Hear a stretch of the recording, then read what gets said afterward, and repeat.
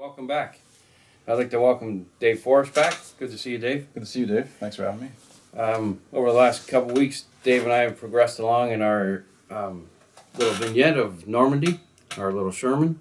And I just want to say that from this little piece of paper here and the composition, as you guys remember, we've now created a three-dimensional model of it. And moving forward, we're also probably going to add this figure to it, a little alpine figure, number 35218. I think it's 218. Yep, 218. And we're going to work him into the, probably up here, somewhere like that, as the commander of the tank. Tuck him under the grass there. Got him, Davey? Yeah.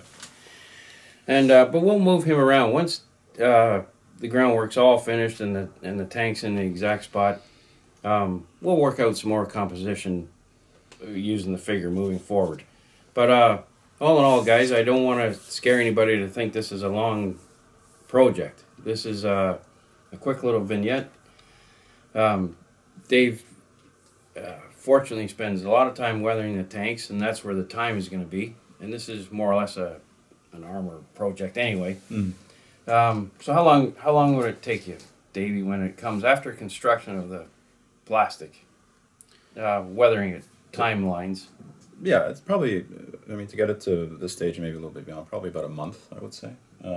Working, not every single night, but when you are maybe every other night for a good couple of hours, 2 to 3 hours, if I can. Depends on, personal life, of course, and professional life get in the way of that sometimes. But yeah, no more than a month to paint it, get the decals on, do the streaking, do the washes, and apply most of the pigments in the mud that we saw in the last week. Yeah, and the groundwork, less time. Obviously, a lot of these are purchased already constructed and everything. The roads from Barbakan and the pillars, things like that. So I would say, adding to Dave's time, I was working on this groundwork, and it probably takes about a week to do. So, all in all, it's going to take just a little over a month to put something like this together. But that's with Dave's ability to weather.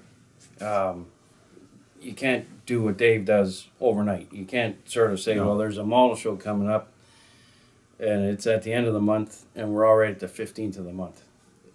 There's no way that we're going to accomplish that. Right? No, and I've made the mistake, and I'm sure some of our viewers out there have made the same mistake, where you try and crash for a model show and stay up all night and try and finish at the last minute, and I've never had success with that. I've ended up rushing and ruining it. And I think a healthy thing to do is to step away from the model sometimes and take a bit of a break, and then come back to it after a day or so. And sometimes you come at it with a bit of a different perspective. You may think that I'm happy with something. This has happened to me a number of times, and you come back, different perspective. You look at it, and hey, it's not that bad, or I can work with this, or carry on with it. So that's trying to cram for a model show. It's not good, not good at all. No, and fortunately, most model shows are put together at a long period of time. So you sometimes know 9 months out that there's a model show in Hamilton is a great show, and a few of the local shows around here. But we also know that it's 9 months away. So, like Dave said, don't cram this, because it's a hobby. It's not anything more than that, and it's supposed to be relaxation and all that sort of stuff. So, don't cram.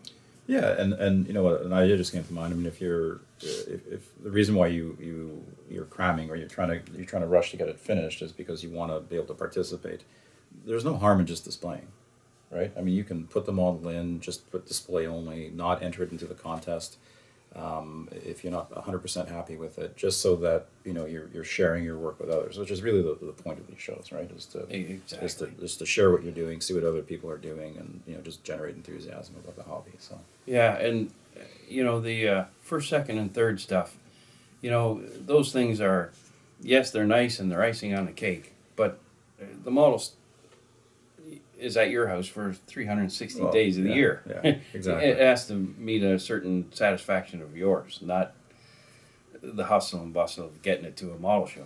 Exactly.